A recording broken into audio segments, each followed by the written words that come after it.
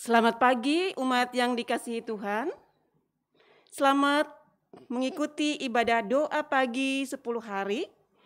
Hari pertama pagi ini dengan tema berani berubah, hidup dalam perubahan. Berani berubah, hidup dalam perubahan. Mari kita memuji Tuhan dengan pujian "Pakailah waktu anugerah Tuhanmu".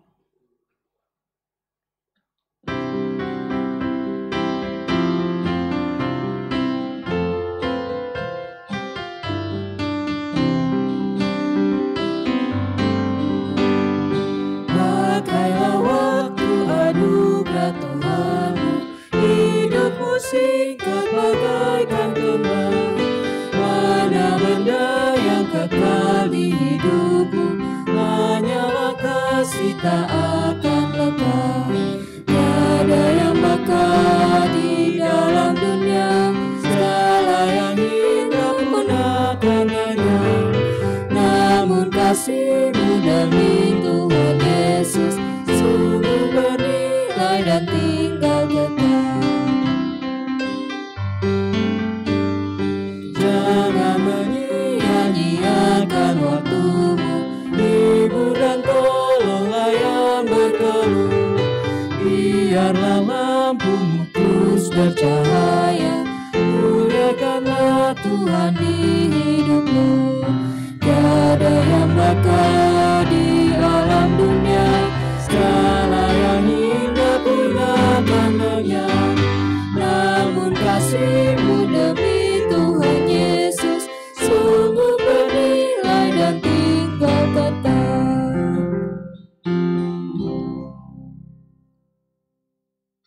Kita berdoa. Bapa yang Maha Baik, terima kasih ya Tuhan Yesus.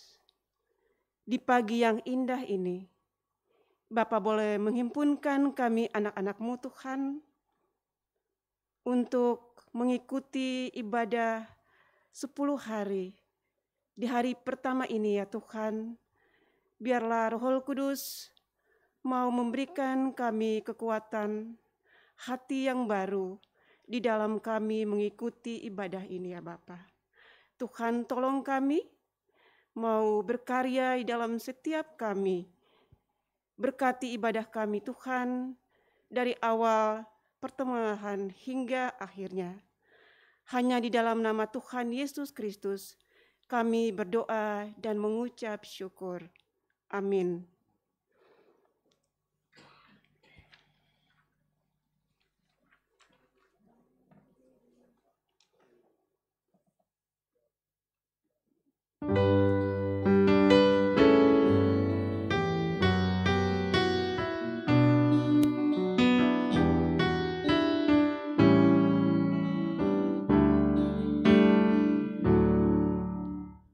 Di heningnya malam ini,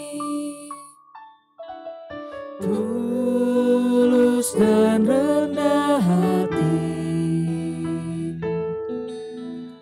berteluh berdoa padamu. Inilah bisik kalbu. Apa yang aku miliki, tubuh dan jiwa ini, ku serahkan hanya padamu, kurban persembahanku. Walau ku berdosa, walau ternoda, tetap darah yang kudus, suci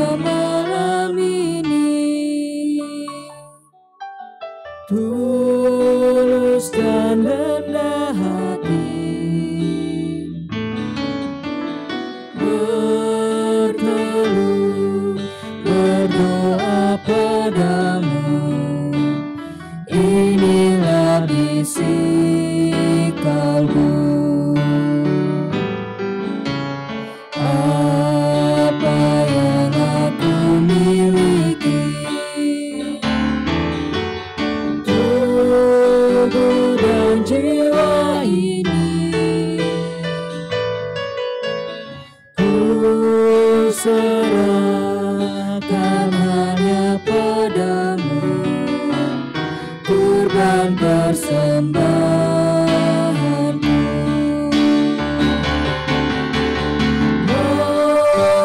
Aku berdosa,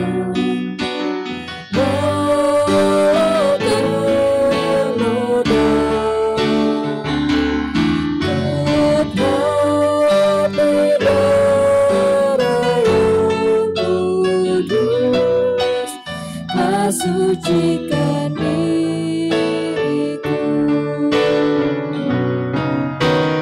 dan jati diriku kini,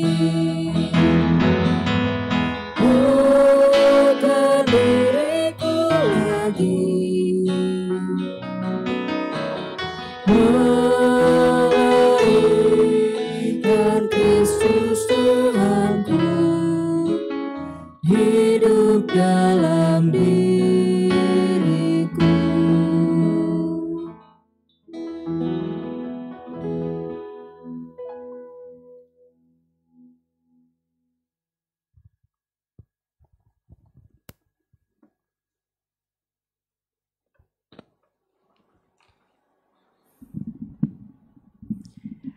Marilah kita berdoa.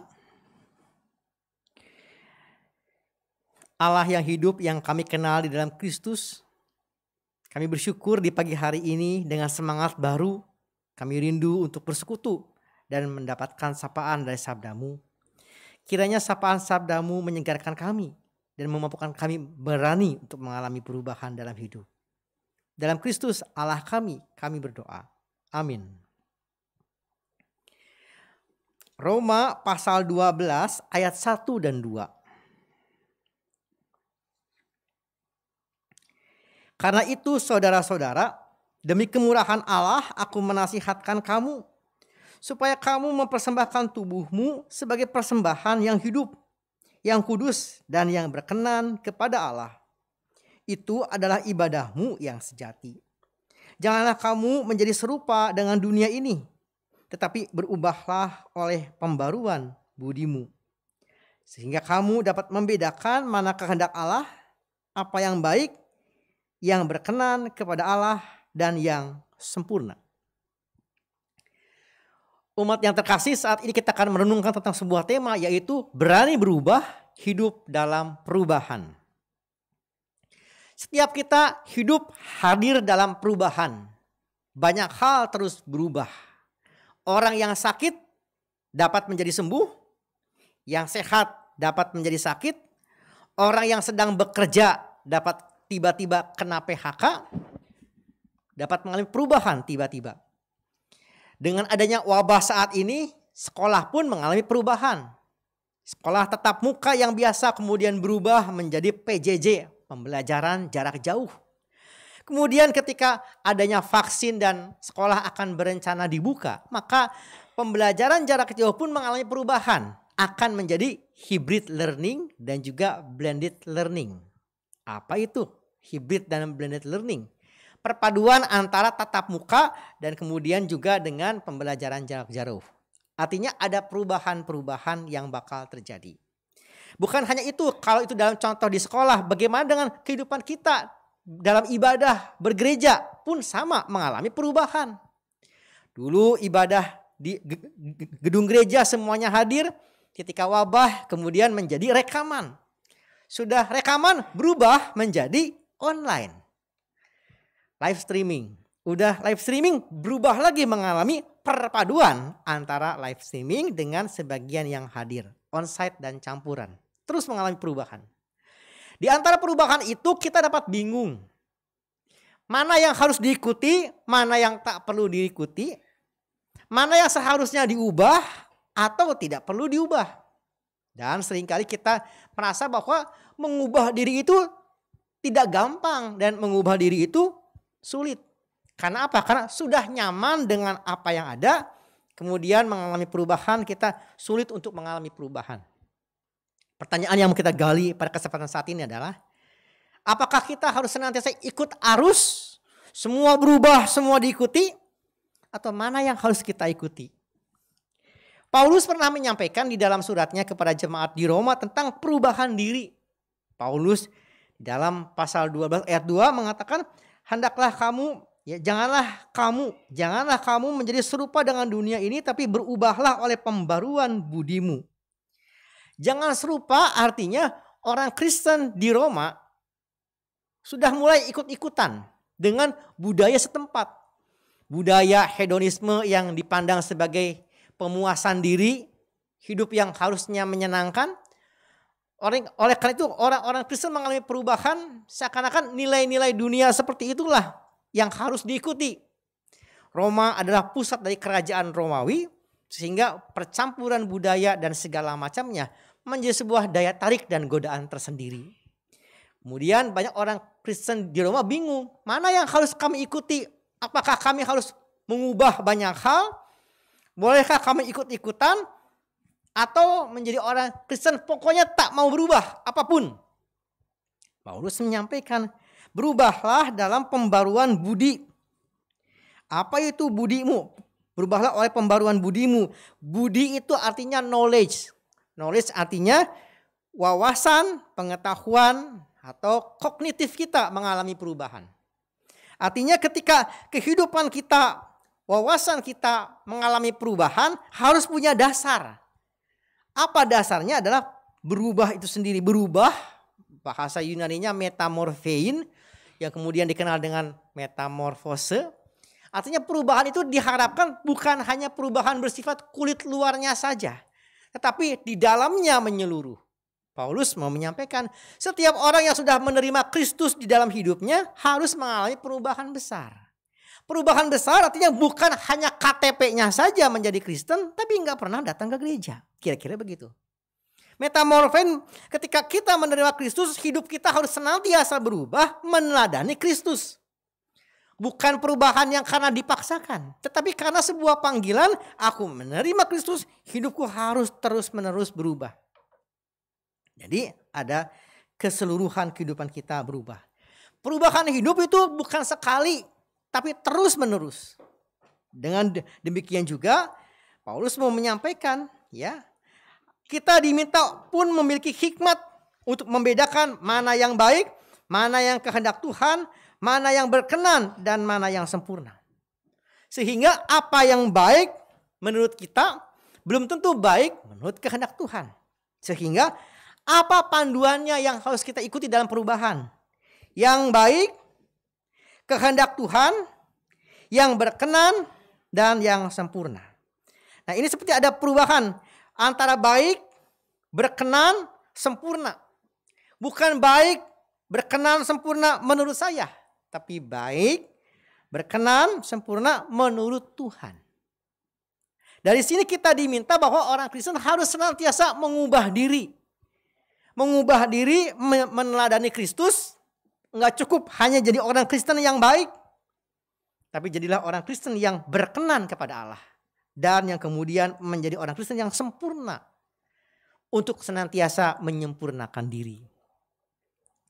Ada seorang profesor bernama Profesor Eka, pakar pendidikan, mengatakan begini.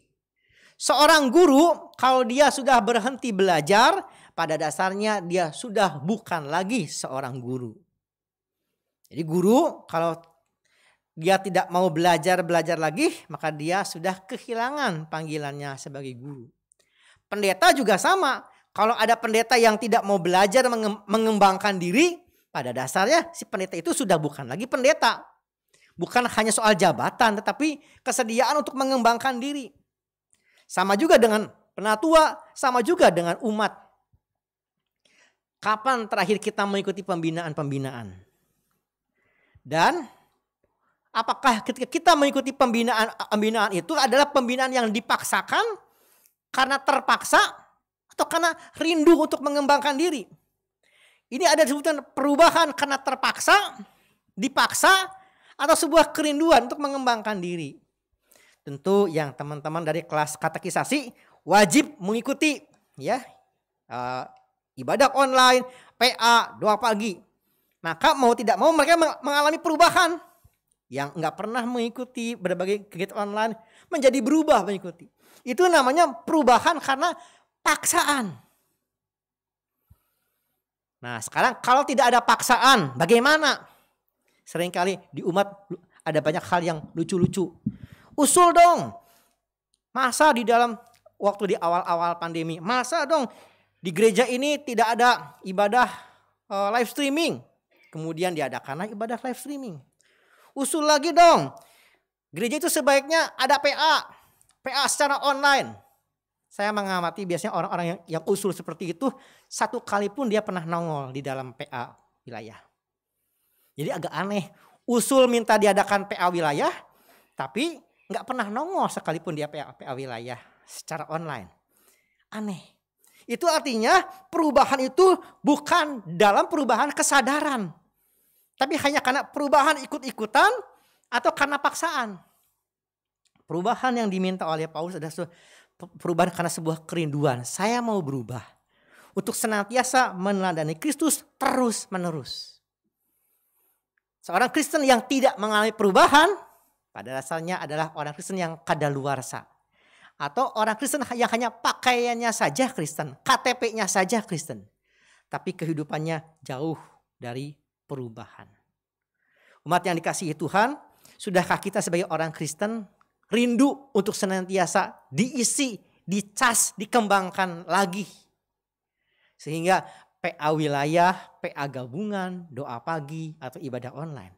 Kita rindu untuk mengisi kehidupan kita mengalami perubahan bukan paksaan, tapi karena kita rindu untuk senantiasa berubah. Kalau di dalam perkembangan saat ini, ya, bagaimana kita ada hal tertentu yang harus kita adaptasi. Memang harus mengalami perubahan. Gereja reformasi yang ngaku dirinya reformasi itu mengalami perubahan. Dan terus menerus mengalami perubahan. Seorang pedagang, anggaplah contoh seorang pedagang martabak. Ya, buat martabak begitu-begitu saja, tidak ada perubahan. Maka dapat saja juga ditinggalkan. Seorang perancang baju, desainer kalau bikin bajunya begitu-begitu saja, dapat saja ditinggalkan. Harus ada perubahan diri. Secara khusus kepada anak-anak muda juga harus mengalami perubahan. Senantiasa mengembangkan diri, mengalami perubahan. Tapi yang utama adalah di dalam dasarnya adalah senantiasa meneladani Kristus terus-menerus di dalam perubahan. Jadilah yang pribadi yang senantiasa rindu untuk belajar hal yang baru. Baru-baru ini saya juga sedang belajar hal baru. Belajar apa? Saya sedang belajar namanya kursus mobil manual. Saya terbiasa menggunakan mobil matic. Mobil matic dikit-dikit gas. Karena saya sedang belajar lewat kursus mobil manual. Dikit-dikit kupling. Berubah tidak menyenangkan. Nggak gampang karena mengubah kebiasaan. Tapi akan lebih menyenangkan ketika kita belajar hal baru karena motivasi sebuah kerinduan untuk berubah. Jadilah pribadi yang senantiasa berubah, bukan asal berubah, bukan ikut-ikutan berubah, tetapi meneladani Kristus sejak Yesus hadir dalam kehidupan kita. Seperti sebuah potongan lagu, perubahan besar. Sejak Yesus di dalamku, sejak aku terima Yesus, maka hidupku mengalami perubahan. Jadilah pengikut Kristus yang senantiasa berubah, meneladani Kristus. Kehidupan kita bukan hanya iman hari Minggu, bukan hanya iman gedung gereja, tapi baik ibadah di gedung ataupun secara online, baik perkataan, baik perbuatan, baik hari Minggu ataupun hari biasa, keseluruhannya adalah ibadah untuk memuliakan Kristus. Sejak kita menerima Kristus, kita harus terus-menerus berubah meneladani Kristus. Tuhan kiranya menolong dan memberkati kita. Amin.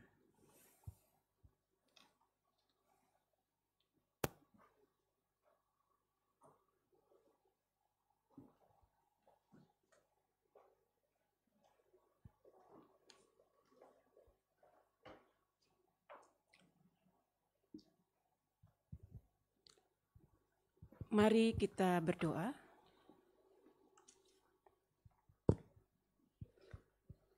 Bapa Surgawi, Allah yang maha baik, yang kami sapa dan kami kenal di dalam nama Tuhan Yesus Kristus dan di dalam persekutuan Roh Kudus.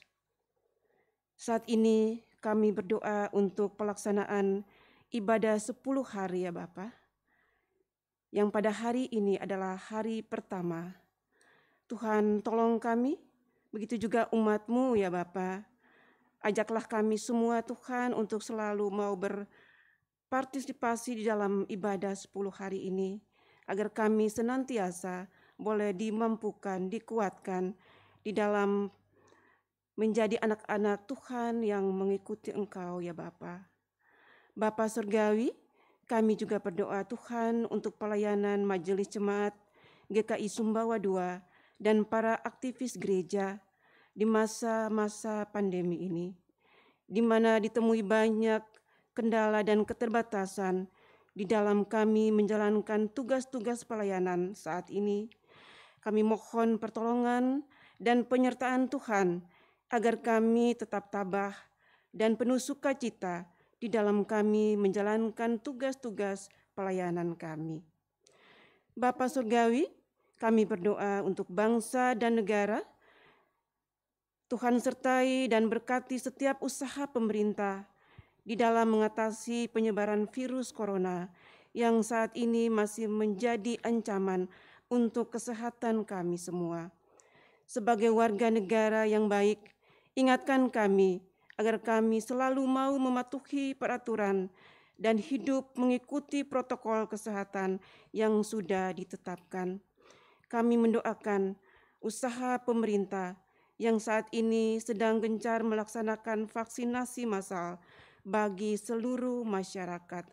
Tuhan sertai dan berkati usaha ini agar dapat berjalan dengan lancar tanpa banyak hambatan, sehingga sebagian besar masyarakat dapat divaksinasi sesuai jadwal. Inilah doa kami ya Bapa. Di dalam nama Tuhan Yesus Kristus kami berdoa. Amin.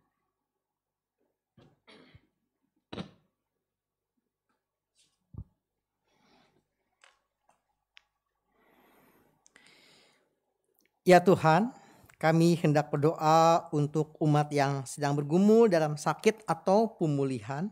Kami hendak berdoa untuk Bapak Idris Tarigan, Ibu Rismawati, dan Bapak Ronson Silaban. Tuhanlah yang tetap menopang, menyembuhkan dengan kuasa kasih-Mu, baik obat-obatan yang digunakan, tangan medis, perawat, ataupun dokter, ataupun juga segala konsumsi merupakan sebagai campur tangan Tuhan yang memulihkan. Tuhanlah yang menyembuhkan dengan kuasa kasih Tuhan. Ya Tuhan, dalam kemurahan-Mu, dengarkanlah doa kami. Amin. Amin.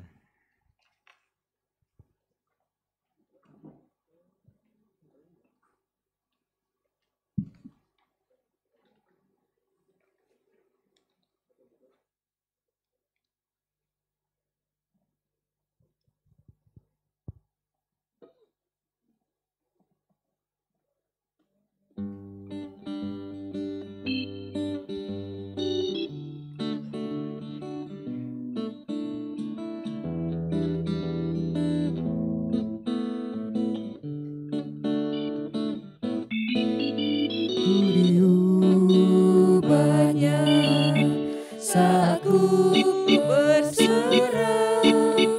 berserah kepada Yesus, ku diubahnya hingga jadi baru dan menjadi miliknya.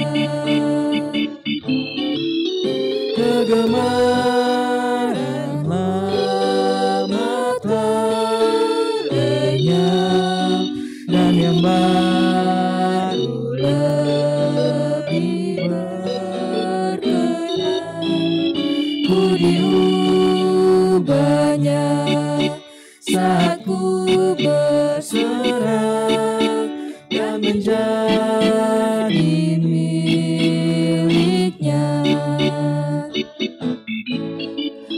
diubahnya saat ku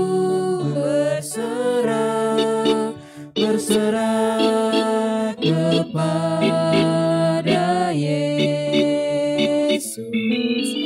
Ku diubahnya hingga jadi baru dan menjadi miliknya.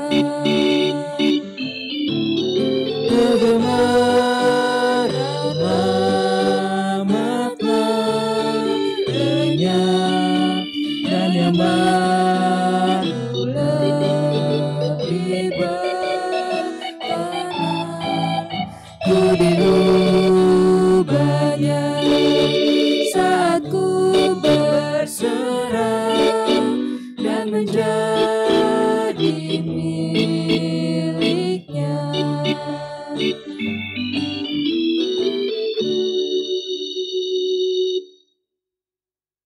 Bapak Ibu sekalian dan saudara kekasih, ibadah telah selesai.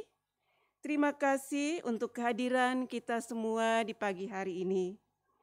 Besok pagi adalah doa pagi hari kedua. Semoga kita bisa hadir pada hari yang kedua, tanggal 15 Mei 2021. Amin.